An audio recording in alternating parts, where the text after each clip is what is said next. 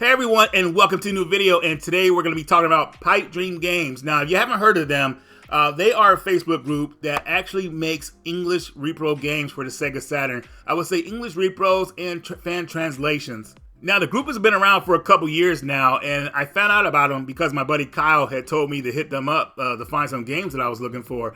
I finally did that, and I was very impressed, guys. I can't wait to show you what I picked up here and go over some of these games. But before we do that, I gotta tell you guys about the new Sega Saturn controller I'm using right now. Yes, the Wireless Pro controller is here, and this is what I'm gonna be pretty much using for all my Sega Saturn games in the future. This controller is amazing, and you know, Retrobit has been working on this for a while now. I think a couple years, and I saw prototypes for it, but now I can't believe it's actually in my hands. And I'll leave a link in the description where you can get yours too. These controllers are amazing, guys. It's just like, it's just a shock that Sega never did this themselves, but thank goodness for Retrobit. Now, going back to Pipe Dream Games, in this video, I'll show you the pickups and I'll go over the detail and quality of what I got from them. So let's get into it.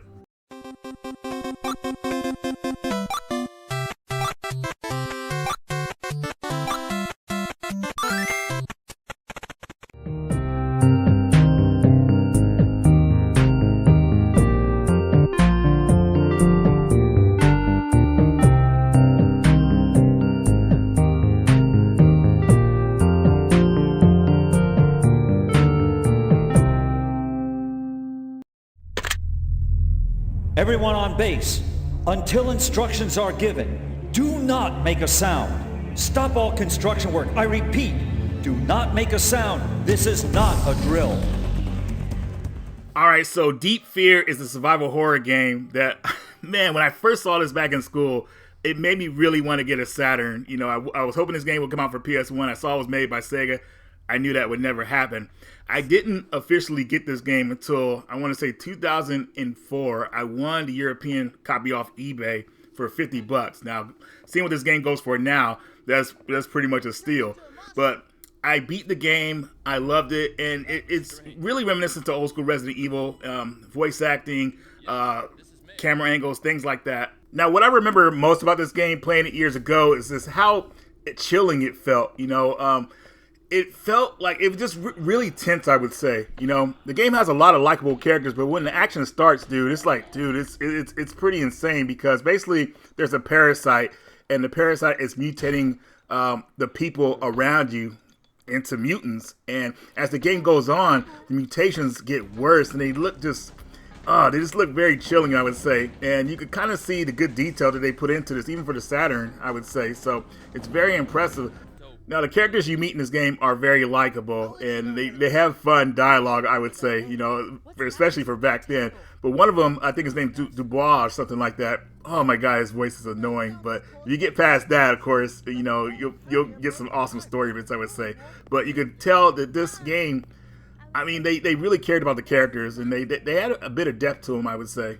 Now, Deep Fear is not a scary survival horror, but it is a tense one, I would say. You don't know what's going to happen next, but you kind of expect what's going to happen next for sure.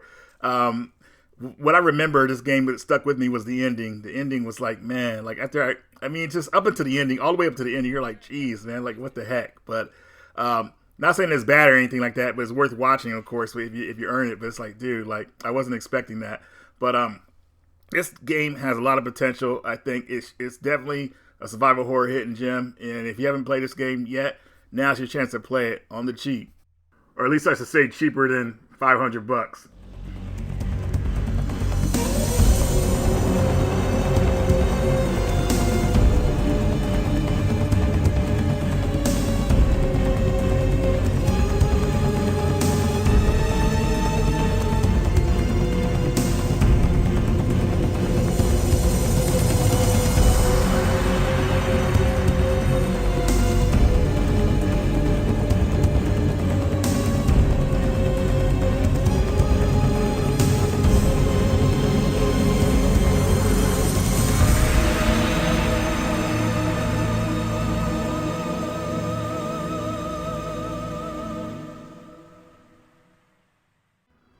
Here's Sakura Wars. So this game got a fan translation, I think 2 or 3 years ago, and The first time I actually played the series when it was released on the PS2, I forgot what that version was called, but it was pretty fun. And now going back to this one, if you haven't played these games, they're more like, it's kind of like a hybrid game. Like they're visual novels, strategy RPG types. So if you're into that type of genre, you could get into this game. I think the strong aspect of this game is dating the certain women and everything like that and getting with them at the end of the game. I'm not really too sure, but I'm excited to play this one because I heard a lot of good things about it. So if you guys have played the English translation in the comments, let me know what you think about this series. This game in particular.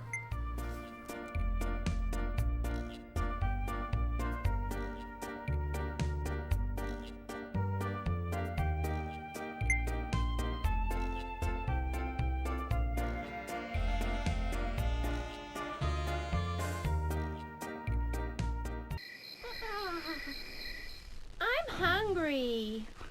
Let's eat.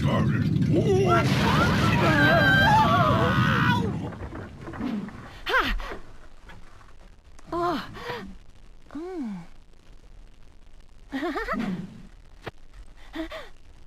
I didn't mean to disturb your dinner, but I need this. Bye-bye.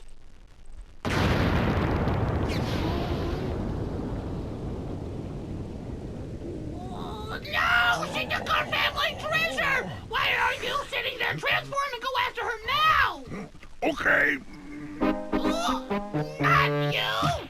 Here's KO Flying Squadron Part 2. So I originally had this game on the Sega CD, the first game, and it's a pretty decent horizontal shooter, I would say. What really charmed me about the game was the cinematics were actually really funny in the game, like the cutscenes, hilarious.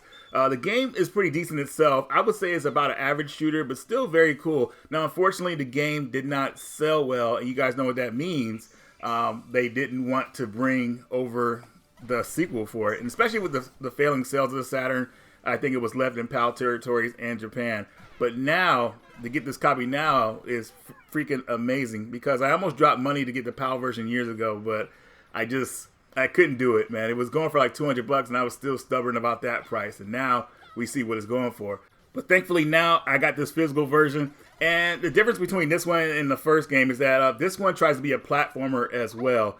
It's a pretty decent platformer, but more, I would say, its strengths are when the shoot 'em up parts, I would say. So it's a mixture of both. But it makes the game kind of like feel a bit different and yet the same way as the first one. So definitely one you guys would want to keep your eyes on if you like these type of games. I feel it's a lot better than the first game, and they brought back the same actors that voiced the first game. So if you like hilarious dialogue, you'll get that in this game as well. Joining me here is our first contestant, Mr. Bengay. You are one of the favored candidates for the championship of this tournament. How confident do you feel about winning? Oh, I didn't mean to insult you or anything. You're sure when I know you will, but can you let us know what you're feeling? Our viewers want to know. Can you tell us about your feelings? Oh, please, relax. I'm not an uptight kind of guy, at least not after I came out of the closet. Frankly, I'm extremely confident that I'll win the title with the finesse that I have. I can't lose. Alright, so here is Thunder Force 5. Now, I played the hell out of the PlayStation 1 version. I love that game. Great time. Freaking awesome. But I never played the Saturn version until now. Now, right off the bat, guys, this is the superior version of the game. It controls better than the PlayStation version. It just overall just feels just a lot better. Now, there are things that the PS1 version does better. A couple of options here and there. Certain areas, I would say. I'm not going to go all into it. But that version was unfortunately made more difficult by our good pal Victor at Working Design. So it's probably a good thing he didn't get his hands on this version of the game. But if I recommend a version of this game, it's got to be this one for you guys. You can play the PS1 version too, but this one is where it's at, I would say. It just really flows well. Now, the Thunder Force series has been around for a long time, and I bet you guys didn't even know this. There is a Thunder Force Part 6. It's a PlayStation 2 exclusive in Japan, and I don't really hear a lot of people talking about it. But still, I still think this game is superior over that one. But you guys let me know what you think in the comments about Thunder Force series. Well, this game in particular.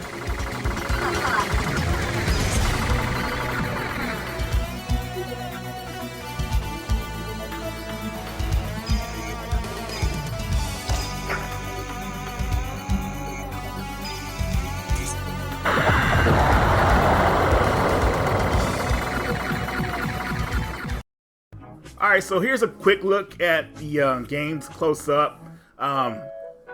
Just very impressive all around, guys. I mean, this is authentic to like regular Saturn games. It was really impressive seeing his work done on these manuals. I mean, just the discs are pressed. You know, it's just all around just professional, I would say. Now, this copy of Thunder Force was really cool because this probably Working Designs would have probably put this out in America if they had got a chance to do it. And this is pretty much how it would look, I would think. So really happy with how this one turned out. And as you're probably noticing, these manuals are in full color. So Pipe Dreams Games is going all out on us.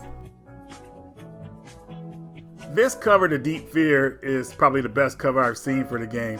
I remember I had the European version, and all I had on the cover was a mutated hand. It was really gross and, like, I don't know, man, it just didn't look right. And Japanese version, I think, was the same. But this American version that he made looks really good, and it's kind of something that'll make you, pique your interest, I would think. So from what I was told, this is the unreleased American version, so the game will run a bit faster than the European version, which I'm totally fine with. And here's the manual, as you see. Vaguely remember the European manual that I used to own. I remember it was kind of flimsy, but obviously this one is not. And you can see the characters in the game, very cool. He added a lot of detail to this, and like I said, if you guys decide to pick any of these up, I'm pretty sure you guys will be impressed. Getting this Flying Squadron Part 2 just makes me happy that I didn't buy the game all those years ago. This is the way the game should have been released for us. Man, it just makes you sad that the Saturn just, it didn't live up to its potential. But even so, if the Saturn did live up to its potential, would we have got the Dreamcast? You know what I mean? Who knows what would happen. So, but things happen for a reason. But now we got Pipe Dreams Games to cover down for us. So, hopefully we'll see more of this stuff in the future. Also, I want to give a shout out to the Sega Saturn Shiro crew. I mean, these guys are Sega Saturn enthusiasts. They keep us laced up with information, fan translations, all that stuff, man. I mean, these guys are hardcore. You can truly see their love for the Sega Saturn, and it's amazing, that these guys are helping put out new fan translations.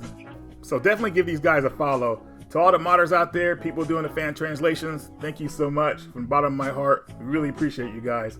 And Pipe Dreams Games giving us the physical of these games, oh man, makes it even better. So anyways, guys, that's all I got for you in this video. Radical Reggie, and I will see you all later.